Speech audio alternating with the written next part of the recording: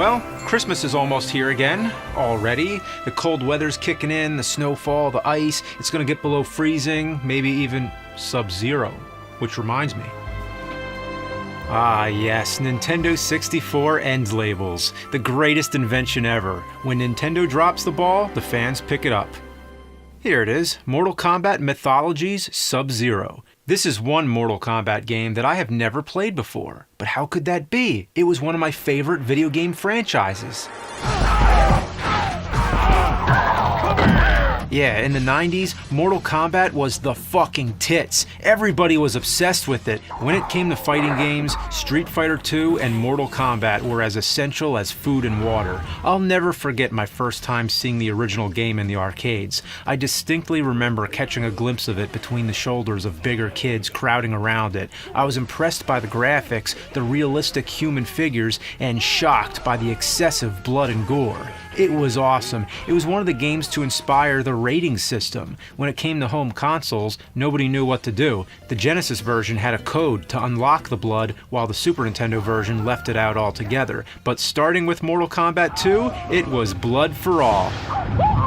How to do the finishing moves and how to unlock secret characters was a daily school bus and lunchtime conversation. You could be the most geeky, socially awkward kid in school, but as soon as you'd show up passing around Mortal Kombat codes, you were the ultimate hero.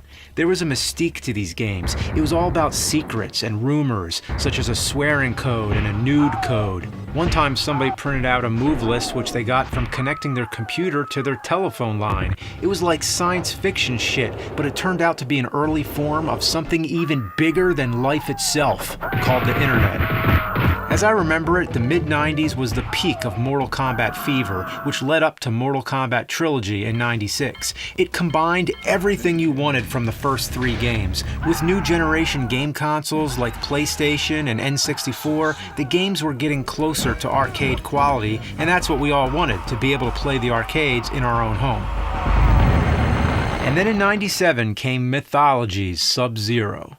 So why haven't I played this one before? Could it be that I was distracted by Mortal Kombat 4, which came out close to the same time? Or was it because I heard that it was very different from all the other games? All these years, I've been trying to get around to playing it, because anything Mortal Kombat related, you gotta play it. It can't be that bad, right?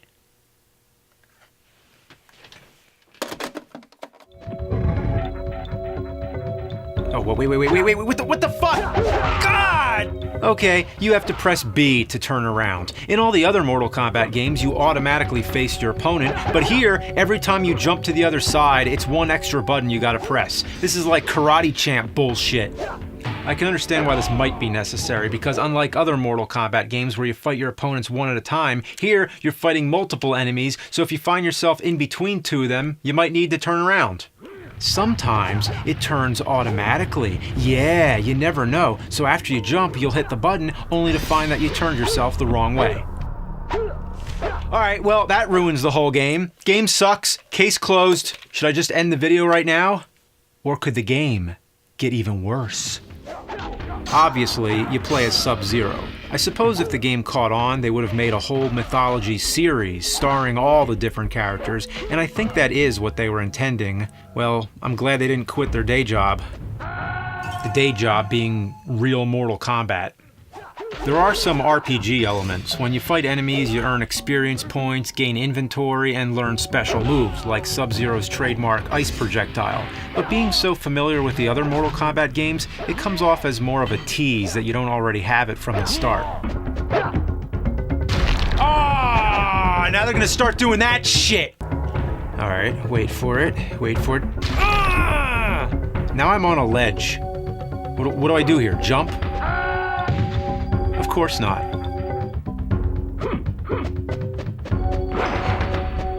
Oh, you just drop down and bounce off the awning.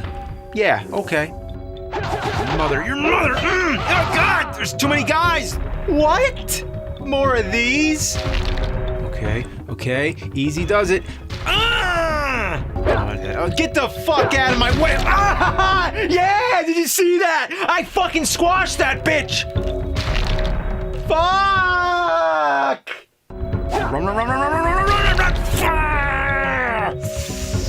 Ooh! okay? Strategy. Run and stop. No, no, no, no. Can't run, can't walk, can't fucking do anything!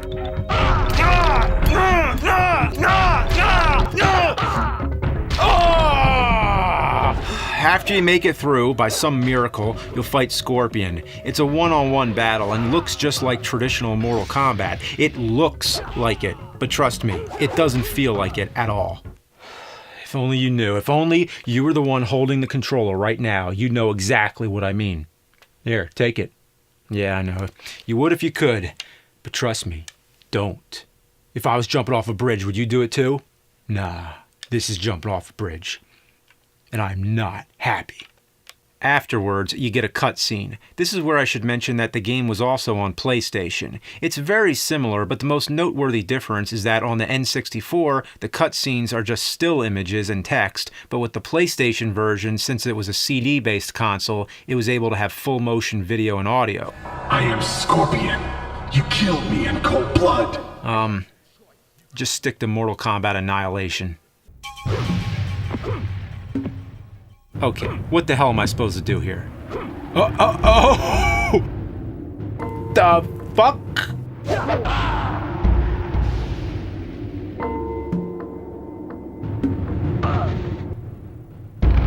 Oh jeez, I just outran the screen.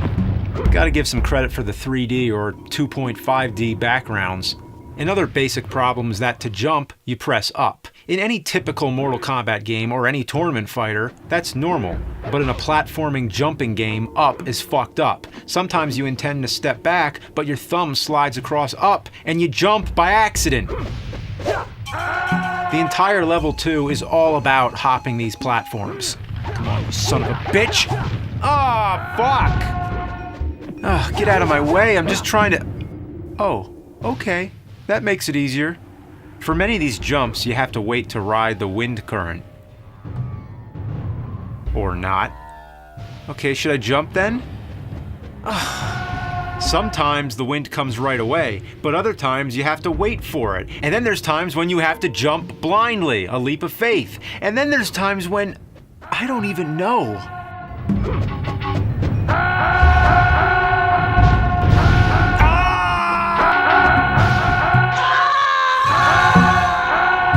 As if that's not bad enough, then you have to start jumping on these spoons.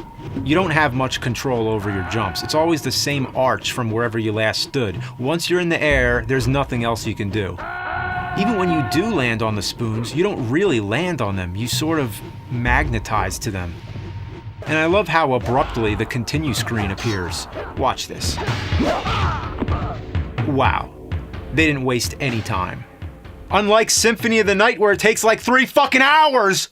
You'll be busy fighting and then all of a sudden this screen comes up and you might accidentally hit no. But it doesn't matter anyway because I've been using passwords to skip ahead, and even then the game is impossible. It's one cheap death trap after another. Oh, come on!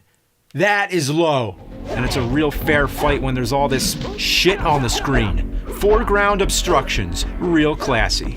Also, it's one of those where the fuck do I go type of games. Yeah, you know, the kind that make you say where the fuck do I go? How about down here? Nope, another dead end. Okay, what do I do now? What? Oh! God!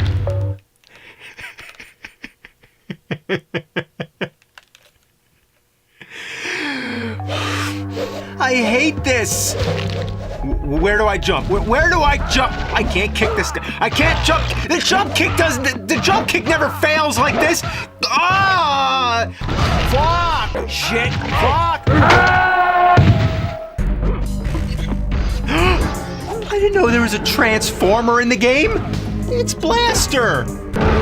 Fuck!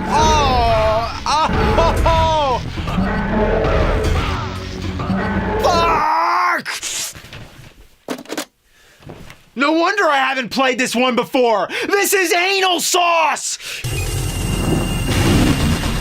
Finish him. Fatality.